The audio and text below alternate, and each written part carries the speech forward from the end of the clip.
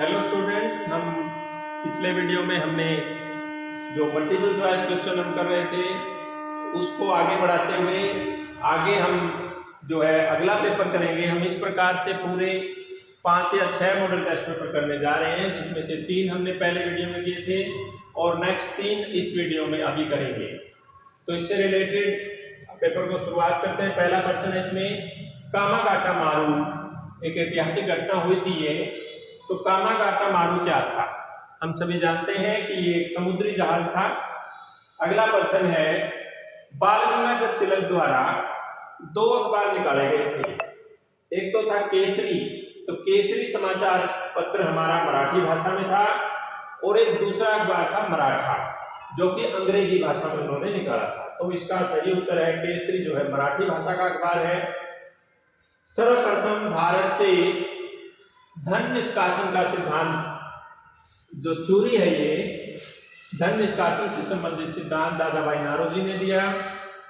Economic history of India Romesh Chunder Dutt ने लिखी है किताब। और प्राचीनतम वेद हम जानते हैं ऋग्वेद सबसे प्राचीन किताब है दुनिया की। मोहनजोदड़ो पाकिस्तान के सिंध प्रांत में है। गुजरात में भूमि निम्नीकरण यानी कि भूमि की जो कटाव है उसका प्रमुख कारण है अति पशुचारण। वहां पे चरवाहे जो पशु चराते हैं वो अति पशुचारण वहां का प्रमुख कारण है गुजरात में भू निम्नीकरण का। इसी क्रम में अगला प्रश्न है प्रश्न नंबर 8, और जो 8वां है, कौन सा उद्योग चूना पत्थर को कच्चे माल के रूप में प्रयोग करता है? सीमेंट उद्योग में चूना पत्थर का प्रयोग किया जाता है। अगला है, सुनहरा रेशा यानी गोल्डन फाइबर हम कहते हैं जूट या पटसन को। बेल्जियम की कुल जनसंख्या का जो 40% है वो फ्रेंच भाषा बोलने वाले हैं। वेलोनिया क्षेत्र में रहते हैं। दोनों पर्सन अलग अलग हैं, 2 क्षेत्र है वहां पे। वेलोनिया में फ्रेंच भाषा बोलने वाले 40% पॉपुलेशन है, और फ्लेमिश क्षेत्र में डच भाषा बोलने वाले हैं जो वो 59% है। तो यहाँ पे वेलोनिया पूछा है तो हम 40% आंसर, अगर फ्लेमिश पूछेगा तो हम 59% आंसर बताएंगे। आज जो वेलोनिया क्षेत्र में भाषा है फ्रेंच, फ्लेमिश की भाषा है डच। अगला क्वेश्चन है, श्रीलंका में सबसे बड़ा हिस्सा सिंगली समुदाय का है, सिंगली भाषा बोलने वालों का है, जो कि 74% है। कौन सा विषय अनुसूची में नहीं आता? पुलिस, क्योंकि पुलिस जो है राज्य सरकार का विषय है, स्टेट का मैटर है, तो पुलिस नहीं आता, बाकी सभी अनुसूची के विषय। वास्तविक केंद्रीकरण की दिशा में, केंद्रीकरण होता है सत्ता को आप विभिन्न लोगों में बांट देते हैं, यानी कि केंद्र सरकार अपने अधिकारों को राज्य सरकार और स्थानीय शासनों में बांटती है, तो उसको भी केंद्रीकरण कहेंगे। इस दिशा में सबसे अच्छा प्रयास भारत सरकार द्वारा 1992 में उठाया गया, जब पंचायती राज संशोधन अधिनियम 1973वां पंचायती राज संशोधन अधिनियम लेके आई थी भारत सरकार। 1992 में इसको पास करवाया गया, और 1993 में इसे पहली बार राजस्थान में लागू किया गया था। इसी अधिनियम के तहत महिलाओं को पंचायती राज में 33% आरक्षण भी दिया गया था।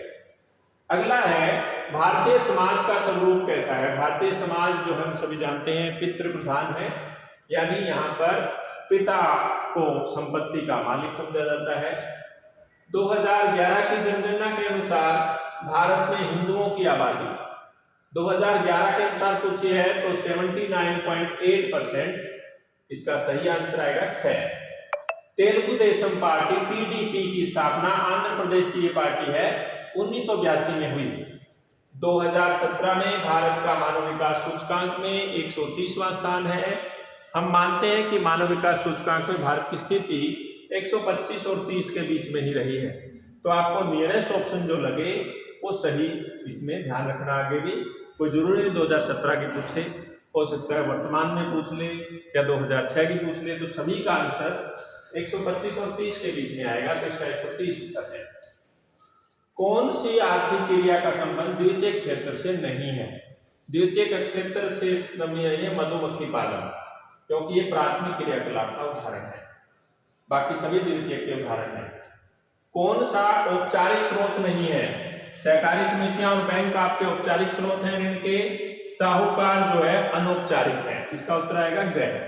अगला प्रश्न है, लास्ट क्वेश्चन है इसका, इसमें है सरकार द्वारा अवरोध हटाने की प्रक्रिया, यानी कि जो बैरियर्स लगा रखे हैं, प्रतिबंध लगाती है सरकार अपने देश के किसानों को, उसके व्यापार को बढ़ाने के लिए जो अवरोध लगाती है उनको संरक्षण के लिए, उसको उदारीकरण कहते हैं। और अवरोधों को हटाने की प्रक्रिया को, अवरोधों को हटाने की प्रक्रिया जो है उदारीकरण कहलाती है।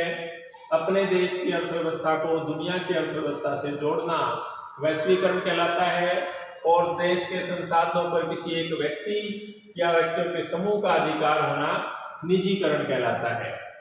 न्याय संगत व्यापार वो होता है जिसमें आपका व्यापार जो है आयात और निर्यात जो है बराबर हो या लाभ में हो। अगर आप 100 रुपए की चीज खरीदते हो तो 100 रुपए की चीज बेचोगे तो न्याय संगत व्यापार कहलाएगा। इसी क्रम में हम अगला पेपर करते हैं। आपका 3 पेपर हमने इस वीडियो में करने हैं। दूसरा पेपर है, निम्न में से किसको मिसाइल मैन कहते हैं? सभी जानते हैं डॉक्टर एपीजे अब्दुल कलाम हमारे राष्ट्रपति रहे हैं जो, और परमाणु परीक्षण में उनका बड़ा योगदान रहा है। मिसाइल मैन इनको कहते हैं। भारतीय संविधान 26 नवंबर 1949 को बन करके तैयार हुआ और 26 जनवरी 1950 को भारतीय संविधान लागू हुआ। इंडिया हाउस के संस्थापक श्यामा जी कृष्ण वर्मा थे। ये आपका इंडिया हाउस विदेशों में भारतीयों के सहयोग के लिए बनाया गया था। इंडिया हाउस, दिल्ली चलो और जय हिंद का नारा हम सभी जानते हैं, नेताजी सुभाष चंद्र बोस ने दिया। जैन धर्म में 24 तीर्थकर हुए हैं और 24 में अंतिम जो तीर्थकर रहे हैं वो हमारे महावीर स्वामी जी रहे हैं, जिनको हम जैन धर्म का प्रमुख तीर्थकर मानते हैं। सरस्वती सिंधु सभ्यता में फियांस की कार्यशाला, कहां प्रमाण मिले हैं इस कार्यशाला के? एक प्रकार की लेबोरेटरी थी उस समय की, मानहेरू के अंदर ये प्रमाण मिले हैं। अगला प्रश्न है आपका, कौन सा एक उपाय मृदा अपरदन को रोकने में सहायक नहीं है? वनोन्मूलन। वनोन्मूलन का मतलब होता है पेड़ों को काटना। अगर पेड़ काटे जाएंगे तो मृदा अपरदन रुकेगा नहीं बल्कि बढ़ेगा। बाकी सभी जो है मृदा अपरदन को रोकने के उपाय हैं। कौन सा एक पत्तन पश्चिमी तट पर स्थित नहीं है? पश्चिमी तट हमारा बंगाल की खाड़ी के साथ लगता हुआ जो तट है, वहां पर तूतीकोरिन बंगाल की खाड़ी वाले तट के साथ है जो कि पूर्वी तट कहलाता है। बाकी सभी जो अरब सागर वाले तट के साथ है उसको पश्चिमी तट कहते हैं। तो जवाहरलाल नेहरू, कांडला और कोची पश्चिमी तट की बंदरगाहें हैं। तूतीकोरिन, चेन्नई, आपकी कलकत्ता, ये सभी पूर्वी तट की बंदरगाहें होंगी। भारत की इलेक्ट्रॉनिक्स उद्योग की राजधानी हम जानते हैं बेंगलोर है, जिसको बेंगलुरु कहते हैं, कर्नाटक की राजधानी। अगला प्रश्न है, श्रीलंका की आबादी में सिंहली समुदाय जो है आपके 74% है, जो सबसे अधिक है। दूसरे नंबर पे आपके जो है तमिलनाडु से गए हुए हमारे हिंदू समुदाय के लोग हैं, तमिल हैं। सरकार के 3 प्रमुख अंग हैं, विधायपालिका, कार्यपालिका और न्यायपालिका। तो इसका उत्तर आएगा सभी सरकार के अंग हैं। संघीय शासन व्यवस्था 2 तरीकों से गठित की जाती है। संघीय शासन व्यवस्था 2 तरीकों से बनाई जाती है। एक तो राज्यों को जोड़ करके संघ बनाना, और दूसरा होता है शासन की सुविधा के लिए देश को तोड़ करके राज्यों में बनाना और कन्वर्ट करना और फिर संघ बनाना। भारत जो है एक देश है जिसको प्रशासनिक सुविधा के लिए विभिन्न राज्यों में विभाजित करके संघ बनाया गया है।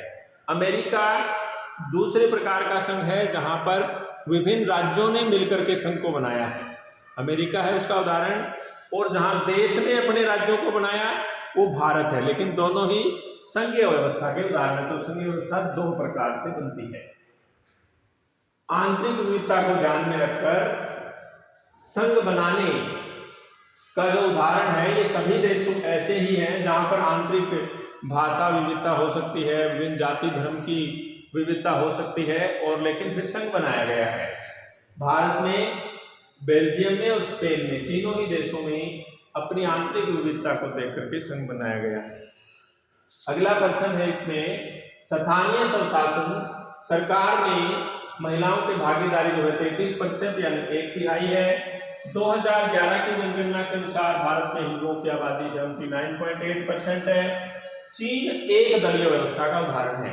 मुख्य रूप से 3 प्रकार की दलीय व्यवस्था होती है। एक दलीय व्यवस्था जिसमें एक ही पॉलिटिकल पार्टी हो, जैसे चीन का समाजवादी दल, कम्युनिस्ट पार्टी जिसको हम कहते हैं। दूसरा है जहां पर 2 प्रमुख राजनीतिक पार्टियां हो, द्विदलीय व्यवस्था, अमेरिका इसका उदाहरण है।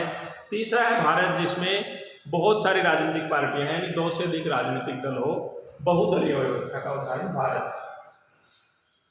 14 व 15 वर्ष में स्कूल जाने वाले बच्चों को उनकी आयु वर्ग के अनुसार जनसंख्या का प्रतिशत जो कहलाता है, कुल जनसंख्या प्रतिशत कहलाता है निबंध उपस्थिति अनुपात, यानी कि नेट अटेंडेंस रेशियो, जो स्कूल में जाने वाले बच्चों का अनुपात।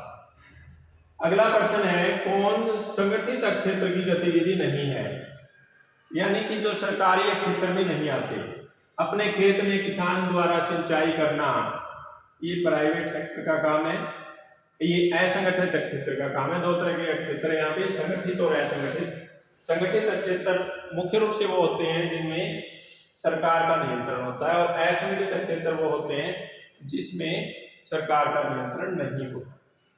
ऋण के औपचारिक स्रोतों में हम जानते हैं कि मालिक इसमें नहीं आएगा, बैंक और सहकारी समिति औपचारिक स्रोत हैं। विश्व उपभोक्ता दिवस 24 दिसंबर को मनाया जाता है। इस प्रकार से ये भी आपके 20 के 20 क्वेश्चन हमने कर लिए हैं। अब हमारे पास एक आपका प्री बोर्ड का जो प्रश्न अभी हुआ था पेपर जनवरी में, उसको भी जाते जाते जल्दी जल्दी रिपीट कर लेते हैं। कामागाटा मारू एक समुद्री जहाज है, इसी के साथ साथ गायत्री मंत्र ऋग्वेद से लिया गया है, और 2011 की जनगणना के अनुसार हिंदू 79.8 है। औपचारिक स्रोत साहूकार इसमें नहीं है। सरकार द्वारा प्रतिबंध या रुकावट को दूर करने की प्रक्रिया को उदारीकरण कहते हैं। भूमि विनाश का प्रमुख कारण अति पशुचारण है गुजरात में। और कौन सा उद्योग कच्चे माल के रूप में चूने का प्रयोग करता है, चूना पत्थर का, वो है सीमेंट उद्योग। इसी क्रम में अगला प्रश्न है आपका,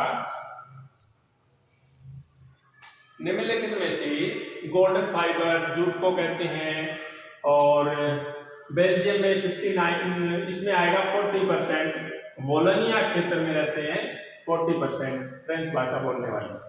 संघ सूची का विषय पुलिस नहीं है। वास्तविक विकेंद्रीकरण की दिशा में 1992 में कदम उठाया गया था।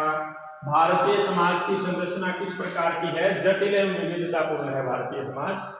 श्रीलंका की जनसंख्या में सिंगली समुदाय की हिस्सेदारी सबसे अधिक है। और इसके अलावा जो साथ में दिया गया है, निम्न में से किस आर्थिक गतिविधि को द्वितीय क्षेत्र से संबंधित है, ये इसमें ऑप्शन सही तरीके से नहीं दिए गए हैं। हम बताएंगे कि द्वितीय क्षेत्र में कौन कौन से कार्यकलाप आते हैं। जो विनिर्माण का काम है, उद्योगों में काम जो होता है, वो सभी द्वितीय क्षेत्र में आता है। 16वां क्वेश्चन है, अंग्रेजों ने भारत में 1835 में पाश्चात्य यानी पश्चिमी शिक्षा अंग्रेजी शिक्षा प्रणाली को लागू किया। 1835 में लॉर्ड विलियम बेंटिक और लॉर्ड बेंचली के टाइम की बात है। भारतीय जनता पार्टी 1980 में बनी। 18वां प्रश्न है, 2017 में मानव विकास सूचकांक में 131वां या 30वां स्थान था हमारा। इसके अलावा पूरे प्रश्न नंबर 19 कारण कथन, इसको हम बड़े ध्यान से करना है, आपको पेपर में आएगा और बड़ा कंफ्यूज करने वाला प्रश्न है। इसको बार बार पढ़ेंगे तो इसका उत्तर मिलेगा।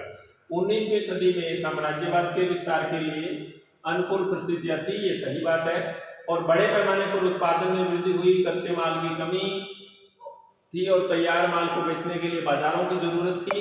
यानी ए और आर दोनों सही है, और ये इसकी सही व्याख्या भी करता है। ए उत्तर आएगा इसका। अगला है, उपनिवेशीकरण के इतिहास से पता चलता है कि उपनिवेशों में समृद्ध संसाधन विदेशी आक्रमण का कार्यों के लिए आकर्षण का केंद्र बने, और किसी भी देश के विकास के लिए संसाधनों की उपलब्धता एक आवश्यक शर्त है। ए और आर दोनों सही है इसमें, लेकिन ये इसकी सही व्याख्या नहीं कर रहा है। इसका उत्तर आएगा आपका बी। इस प्रकार हम प्री बोर्ड में ही हमने देख लिया, जो 5 पेपर हमने किए थे उन्हीं में से ये सारा है। तो इस प्रकार हम देखेंगे कि फाइनल में भी आपका जो पेपर आएगा, हमने अभी जो इन 2 वीडियोस के माध्यम से आपके सामने 120 क्वेश्चन किए हैं, तो ये मान के चलना कि वहाँ भी आपको सारे के सारे प्रश्न इन्हीं में से मिलेंगे। आपको आगामी परीक्षाओं की शुभकामनाओं के साथ हम आपके उज्जवल भविष्य की कामना करते हैं और चाहेंगे कि आप सभी इन दोनों वीडियोस को देख करके लाभ उठाएं और अपने 20 नंबर जो है सुनिश्चित करें, जो कि अच्छे मार्क्स लेने में और पास होने में बहुत ज़रूरी है आपके लिए। कम समय में आप ज़्यादा चीज़ें समझ पाओगे।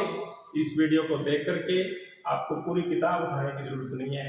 आप 20-30 मिनट का वीडियो देख करके पूरा जो है आपका 20 नंबर का कार्य यहाँ पे पूर्ण हम करवाने जा रहे हैं। इसी के साथ आप सभी का बहुत बहुत धन्यवाद।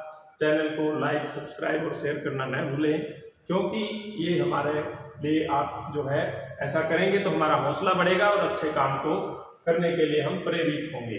इन्हीं के साथ आपको बहुत बहुत शुभकामनाएं। Thank you.